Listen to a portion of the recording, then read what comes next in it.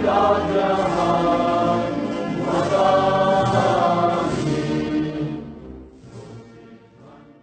ولسمشر محمد داود وروستي 24 ساعتونه د افغانستان په تاریخ کې د کړکېچ شیبې لږې نه دي، خو د 80 کلونو د پای بحران د اوسمهالي تاریخ تر ټولو بوږنوونکې بېلګه بلل کیږي. په تیرو څه کم 40 کلو کې هغه عوامل په پراخ ډول څېړل شوي چې د افغانستان لومړنی جمهوریت تر لنډ ژوندانه وروسته ونړاوه. د مشرانو غفلت، د کیڼلاسو ګوندونو بې کنټروله ازادي، د دفاع وزارت په مشرتابه کې مرګونې کمزوري او د کاري استخباراتو نشتوالی د دغه لړ څو بیلګې جوړوي. خو په دې ټول بهیر کې د ولسمشر محمد داود ځای چیرته دی؟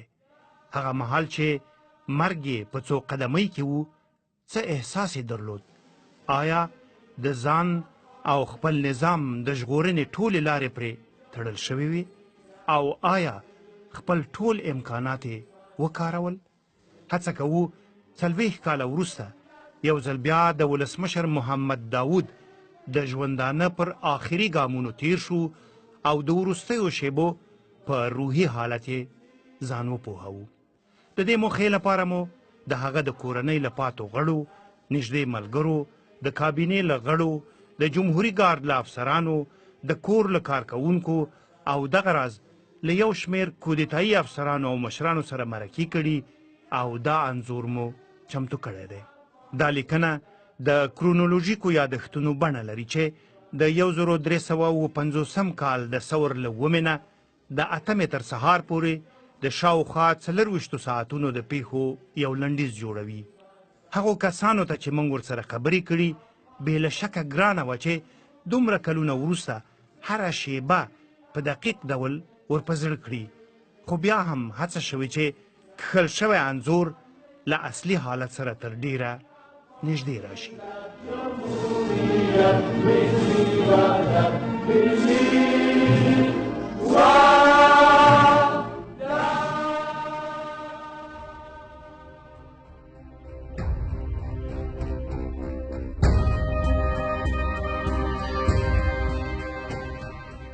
وروستۍ صحنه د ثور 9 د سهار 9 بجې. ولسمشر د کور په 2م پوړ کې له خپلې کوټې لاندې راغی او سالون ته ننوت. د چا راتګ ته سترګې په لار دی. 3 ساعته کېږي چې له خوبه جګ شوی دی. د سهار 9 بجې او 10 دقیقې. اماني لیسې ته مخامخ د ولسمشر د کور په وره کې یو حکومتي موټر په بیړه راتاو شو او ودرېد. یو 40 کلن سړی ترې راکوز شو او وره ته ورغی.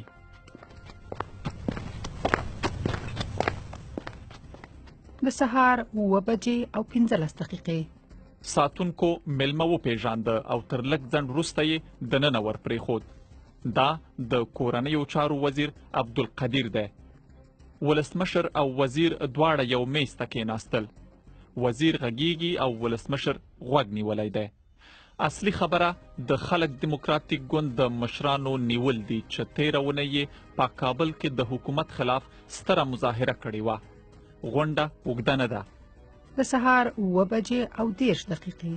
وزیر د لنډ ریپورټ تر اورولو وروسته په بیړه ووت او د خپل موټر پر لور ولاړ. د سهار 8 بجې او 15 دقیقې. ولسمشر د چایو غوښتنه وکړه. څه وچه ډوډۍ، لږ کوچ او مربا وروړل شول. سباناری یې وکړه او کار ته د تلو چمتوالی کوي. د سهار 9 بجې او 10 دقیقې. ولسمشر نن آبي دریشي اغوستی او همیشنی بکس یې په لاس کې دی. د ارګ لور ته د کور له کوچنۍ دروازې ووت او د ګارد قمندان او یاور یې هرکلی وکړ. خبرې یې ونه کړې او موټر ته وخوت.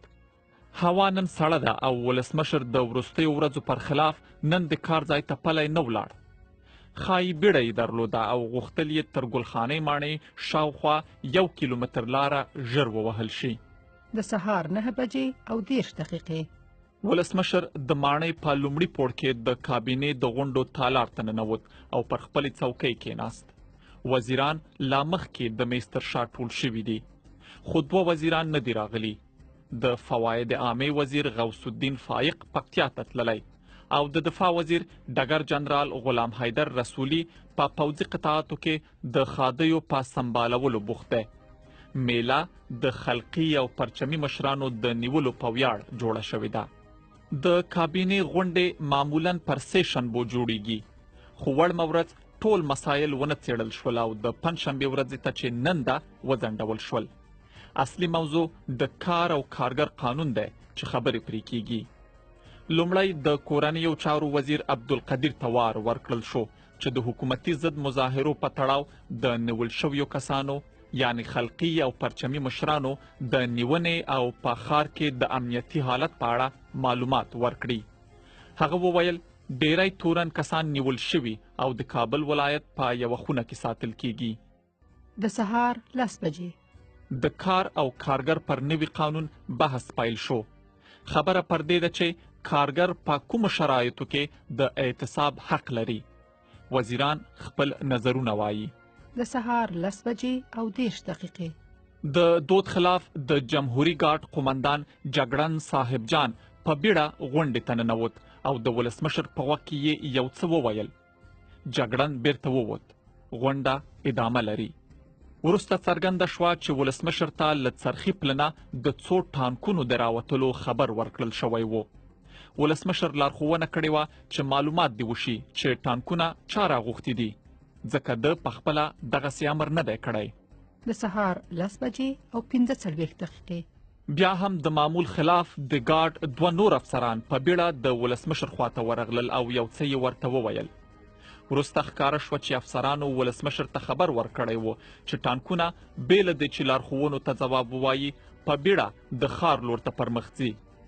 ولسمشر له ځایه پورته شو او د ماڼۍ په 2یم پوړ کې خپل دفتر ته وخوت. د کابینې غونډه د ولسمشر په انتظار وځنډېده. د سهار 11 بجې او 45 دقیقې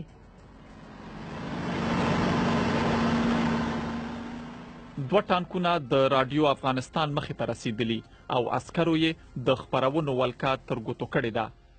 لږ وروسته د خلق او پرچم نیول شوي مشران په ازغرګاډو کې رادیو ته راغلل او دننه ودانۍ ته ننوتل. د غرمې 12 بجې وزیرانو ارګ ته نږدې د چاودنې یو دروند غږ واورېد. پر غونډه چې مشري اوس د بهرنیو چارو وزارت مرستیال او د وزیرانو شورا منشي وحید عبدالله کوي، اندېښنې سیوری غوړولی دی. وحید عبدالله وزیران له حالاتو خبر کړل چې له څرخي پلنه څو ټانکونه په خپل سر راوتلي او ښار ته رارسېدلي دي. د غرمې 12 بجې او 15 دقیقې د رادیو رئیس ارګ ته ټلیفون وکړ او د لارښوونې غوښتنه یې وکړه چې څه وکړي. ورته وویل شول چې په یکتوت کې د رادیو پر خپرونکو دستګاوو برېښنا پرې کړي. د غرمې 12 بجې او 10 دقیقې ولسمشر غونډې ته راستون نه شو. د وزیرانو غونډه په خپل سر وځنډېده. د کابینې غړي په دهلیزونو او خونو کې ډلې ډلې شول او پر دې چې څه روان دي ورو ورو خپلمنځي خبرې پیل شوې. د ماسپښین 1 بجه وزیرانو ته د ډوډۍ د راوړلو وخت دی، خو هیڅوک د ډوډۍ په فکر کې نه دي او خواړه هم نشته. حالات شیبه په شیبه کړکېچن کیږي. د څښاک لپاره هم څه نشته. د ارګ په خوا کې سختې ډزې روانې دي. د ګارد افسران او سرتیري پر برید کوونکو متقابل ګزارونه کوي. د برید کوونکو څو ټانکونه وسول او ځینې کسان یې ژوندي ونیول شول او دننه ارګ ته یوړل شول.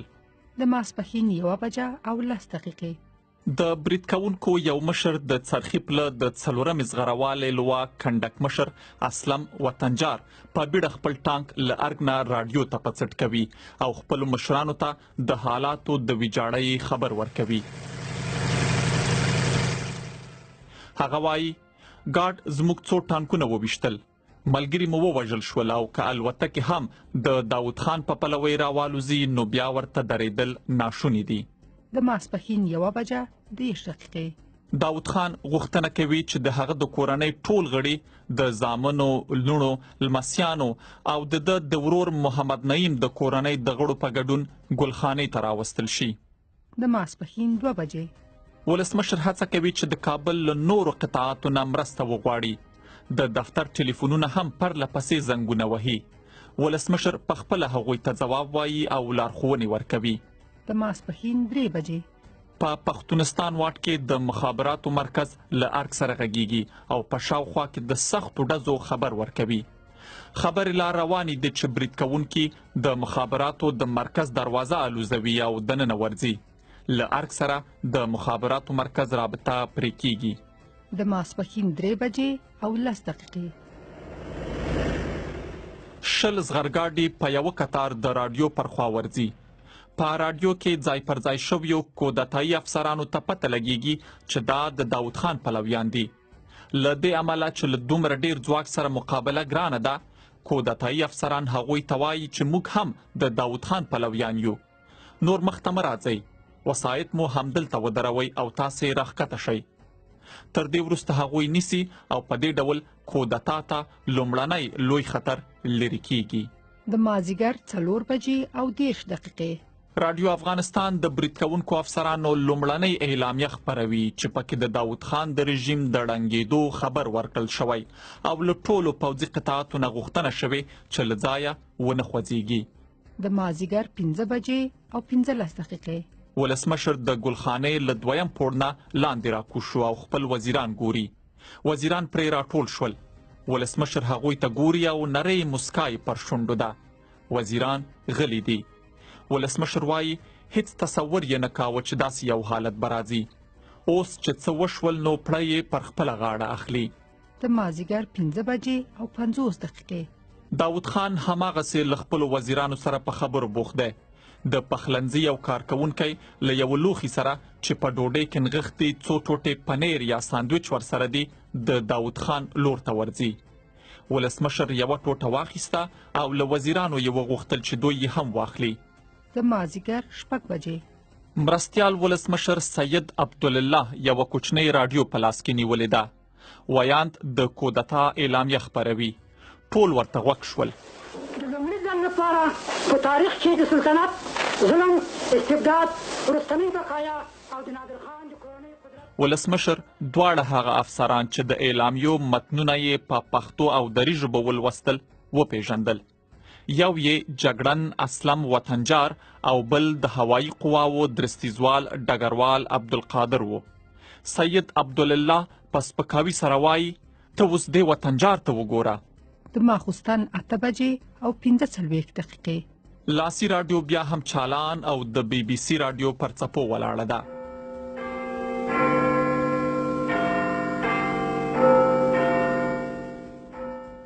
لومړی خبر یې دا ده چې په افغانستان کې پوځي کودتا شوې، خو د ولسمشر محمد داود او د حکومت برخلیک لا نه دی روښانه. یو وزیر چې له نورو لږ لرې دی او د راډیو غږ سم نه اوري، له ولسمشر نه پوښتنه وکړه چې بی بی سی څه وویل. ولسمشر ورته وایي هیڅ کومه نوې خبره یې نه درلوده. د ماخوستن 9 بجې له ارګ نه راډیو ته زنګ وهل کیږي چې د حالاتو جاج واخلي. له هغې خوا نه یو نااشنا کس وایي چې حالات سم دي او تاسې اندېښنه مه کوئ. خو ارګ ته پته لګیږي چې نور نو له پخوانیو مامورینو څخه په راډیو کې هیڅوک پاتې نه دي. د ماخوستن 9 بجې او 10 دقیقې د کورنیو چارو وزیر عبدالقدیر ولسمشر او وزیرانو ته د حالاتو لنډ ریپورت ورکوي. وایي چې د قرغې فرقه هم له لاسه وتلې. په ریشخورو کې 9مه فرقه هم بحراني ده او د حکومت پلوي مشران د کودتا پلویانو وژلي دي. پښتونستان واټ د دفاع وزارت په شاوخوا د ارګ ختیځو او شمالي برخو ته برید کوونکي رسیدلي او سختې ډزې کوي. د ماخوستن 9 بجې او 40 دقیقې وحید عبدالله ولسمشر ته وړاندیز کوي چې پلازمینه په موقت ډول کندهار ته ولېږدوي او پخپله ژر د بهرنیو چارو وزارت له لارې د هغه ښار پر لور حرکت وکړي. داود خان او مشر زوی یې عمر مخالفت کوي. په داسې حال کې چې ورور یې سردار محمد نعیم وایي چې دا کار باید لا د مخه شوی وای. پر همدې مهال یو موټر د ګلخانې وره ته را رسیږي چې ولسمشر د کندهار پر لور بوځي. ولسمشر راوځي او چې څنګه غواړي موټر ته پورته شي، د ارګ له مخامخ جومات نه پرې یو ډز کیږي. بیا بل ډز کیږي. داود خان په بیړه بیرته ګلخانې ته دننوځي او په دې ډول له ارګ نه د وتلو فکر په بشپړ ډول له سر نه وباسي. د ماخوستن 10 بجې او 10 دقیقې. په ارګ کې دننه حالات په چټکۍ خرابېږي. د کودتا مشران په جمهوري ګارډ کې له خپلو پلویانو نه چې شمېر یې له 10 تر 10 رسیږي غوښتنه کوي چې پر ارګ فشار ډیر کړي. د ګلخانې له مخامخ جومات نه پر ماڼۍ پرله پسې ډزې وشوې. د دهلیز قندیل ولګېده او تپه تیاره شوه. د ګلخانې د لویې دروازې پهردار هم ولګېد او مړ شو. ډزو 15 دقیقې دوام وکړ او بیا ودرېدې. د ماخوستن 10 بجې او 15 دقیقې. په ګلخانه کې خورا ډیر کسان ټپیان شوي او چیغې وهي. تیاره ده، څوک نه معلومیږي. چې رڼا ته راوڅکول شول نو ولسمشر ولیدل چې مشر زوی یې عمر مړ دی. هاخوا یې بل زوی خالد په خورا سخت ټپي حالت کې په وینو کې پروت دی. لور یې زرلخته هم لګېدلې خو حالت یې ظاهرا تر خالد ښه دی. ورور یې نعیم خان هم په پښه لګېدلی او د کورنیو چارو د وزیر عبدالقدیر له لاس نه وینې بهیږي. عبدالقدیر په ټپي حالت کې هم هڅه کوي چې له کړکۍ نه د جومات ترڅنګ پټ شوي برید کوونکي پر خپلې کوچنۍ ماشینګڼې وولي. د ولسمشر بل زوی خالد هم ساه ورکړه. لور یې زرلخته هم مړه شوه. له بهر نه لا هم ډزې روانې دي. ولسمشر پر څوکۍ ناست دی. د بچیانو مړو ته ګوري خو ژاړي نه. په سر کې یې څه ورګرځي هیڅوک نه پوهیږي. سترګې یې پر یوه ټکي خښې کړي او غلی دی. وزیران هم زړه نه کوي چې خبرې ورسره وکړي. په ګلخانه کې د کوچنیانو بغارو دهلیزونه پر سر اخیستي دي. د شپې 11 بجې. د خلک دیموکراتیک ګوند مشر نور محمد ترکی هم د راډیو په یوه خونه کې پر کوچ غځېدلی او سوچ وهي. یو جګپوړی ملګری یې څنګ ته په چیغو چیغو ژاړي. ترکی ترې پوښتنه کوي چې ولې وارخطا یې؟ هغه وایي چې نه، له خوښۍ ژاړي. د دوی خبرې لا نه دي بشپړې شوي چې یو افسر په بیړه ورننوځي او وایي چې د څرخي پله له 15 لوانه څو ټانکونه د ښار پر خوا خوځېږي او ویره دا ده چې د داود خان پلویان به وي. ترکی او مرستیال یې ببرک کارمل په بیړه پورته شول او د څو افسرانو په بدرګه له راډیو نه ووتل چې له احتمالي برید نه ځانونه خوندي کړي. د ګوند یو بل جګپوړی غړی حفیظ الله امین له اسلم وطنجار سره په راډیو کې پاتې کیږي او نور مشران یې په خواجه رواش کې پوځي هوایي ډګر ته ځي چې بشپړ د هغوی د پلویانو په ولکه کې دی. د شپې 11 بجې او 15 دقیقې. له باګرام نه بم غورځونکې الوتکې پاڅېدې چې ښار ته را روان ټانکونه له هوا نه بمبار کړي.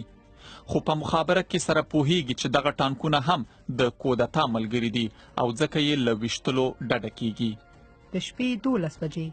د مرکز په ټولو پوځي چوڼیو کې ولکه د کودتا پلویانو ترلاسه کړي او په ولایتونو کې هم د ننګرهار د فرقې د خوځېدو هڅه شنډه شوې ده. د خلک دیموکراتیک ګوند مشران اوس ډاډه شوي چې پر حکومتي ځواکونو یې بری موندلی دی. یوازې جمهوري ګارډ مقاومت کوي خو د ګارډ له 1400 افسرانو او سرتیرو نه هم ډیر لګېدلي او له پاتو سره یې مهمات په خلاصېدو دي. د ثور 8 د شپې 1 بجه او 20 دقیقې. د ګارډ قومندان جګړن صاحب جان پوځي کالي وایستل او په ملکي درشۍ کې ګلخانې ته ورغی. ولسمشر ته یې خبر ورکړ چې اوس په ګارډ کې دننه خیانت پیل شوی، نور یې نو څه له لاسه پوره نه دي. ولسمشر ورته وویل چې تومانچه دې ورکړي او په خپله دې د ځان د ژغورلو په هڅه کې شي. صاحب جان وزیرانو ته لاس ورکړ او ولاړ. د ګلخانې په لوی وره کې نور څوک پیره نه کوي او ساتونکي هم هر څوک په خپله مخه تللي دي. د ثور 8 د شپې 2 بجې او 10 دقیقې. وزیران یا د ګلخانې په دهلیزونو کې ګرځي او یا یې د خونې په کوم ګوټ کې څنګ وهلی دی. ولسمشر له خپلو پاتو بچیانو سره د لاندیني پوړ په خونه کې ناست دی او وزیران نه ورځي. د جمهوري ګارډ پاتې قطعاتو په خپل نوښت د راډیو افغانستان ودانۍ چې د ارګ له شمال ختیځو څنډو شاوخوا 1 کیلومتر واټن لري په درنو ماشینګڼو وویشته او ښیښې یې ورماتې کړې. حفیظ الله امین په هوایي ډګر کې ډګروال عبدالقادر ته وویل چې له باګرامه الوتکو ته د ارګ د ویشتلو امر وکړي. ارګ تر هوایي برید لاندې راغی. د دلکشا ماڼۍ برج ولګېده او نیم ویجاړ شو. په دغو بمباریو سره د ولسمشر د پلویانو دا هیله هم ورژېده چې ښایي له باګرام، کندهار یا شینډن نه یې د مرستې لپاره الوتکې راپورته شي. ټولو ته جوته شوې وه چې ځمکني او هوایي ځواکونه بشپړ کودتا کوونکو ته اوښتي دي. تر هوایي بمباریو وروسته په ارګ کې بشپړه چوپتیا خپره شوه. د ثور 8 د سهار 4 بجې د خلق دیموکراتیک ګوند پټ شوي مشران بیرته د راډیو افغانستان ودانۍ ته راغلل. د هغوی له راستنېدو سره سم د ګارډ پاتې سرتیرو بیا پر راډیو د ماشینګنو برید وکړ او هلته ناست کسان یې وترهول. د دې بمباریو په ځواب کې بیا الوتکې راغلې او ارګ یې وویشته. دا ځل د ګلخانې ماڼۍ یو ګوټ ولګېد او اور یې واخیست. اوس نو یوازې د سوځېدو غږ و او ډزې بشپړې درېدلې وې. پر ارګ یوه مرګونې چوپتیا خپره شوې وه. ولسمشر پاتو عسکرو ته وویل چې د خپله پریکړه کړې ده. تاسې ورشئ او سپینې جنډې پورته کړئ. د ثور 8 د سهار 6 بجې د ګارډ پاتې افسران او سرتیري برید کوونکو ته تسلیم شول. دوی یې په داسې حال کې چې لاسونه یې پورته نیولي وو د پښتونستان څلور لارې ته ورسول. ولسمشر په راډیو کې کودتایي افسرانو ته خبر واستاوه چې اسلم وطنجار او عبدالقادر دې د خبرو لپاره ورولېږي. نور محمد ترکی دا وړاندیز رد کړ او د بالاحصار له 444 کوماندو قطعې نه یې وغوښتل چې ارګ ته ورشي او داود خان ونیسي. د ثور 8 د سهار 6 بجې او 15 دقیقې د کوماندو قطعې یو بلوک افسران ګلخانې ته راورسېدل. یو تن یې په وره کې پرله پسې یو جاغور تش کړ. بیا دننه ورغلل. وزیران په دهلیزونو کې وو. یو افسر امر وکړ څوک چې وسله نه لري دې خواته دې راشي. بې وسلې وزیران د دوی خواته ورغلل او یو له ګلخانې وایستل شول او څنګ ته د ټلیفون په خونه کې بندیان شول. د مالیې وزیر او د ولسمشر مرستیال سید عبدالله او د کورنیو چارو وزیر عبدالقدیر چې دواړو وسلې درلودې له ولسمشر محمد داود سره پاتې شول. د ثور 8 د سهار 6 بجې 30 دقیقې د کوماندو بلوک په ولسمشر پسې ورغی. د تسلیمۍ غوښتنه ترې کیږي. انتظار اوږد شو او د ګلخانې د دهلیزونو چوپتیا درنو پرله پسې ډزو چې له یوې خونې نه واورېدل شوې ماته کړه. د ثور 8 د سهار 7 بجې او 10 دقیقې راډیو افغانستان بیړنی خبر لري. سردار محمد داود د لیونی مقاومت په نتیجه کې نظامی انقلابی شورا اعلامیه اسلام وطنجار د رزردارو د قواو جګړن او په دې ډول د 24 کړکېچنو ساعتونو په پای کې د افغانستان د تاریخ یو باب واوښت. پر نوې پاڼه د وینو سور داغ پورې شوی و.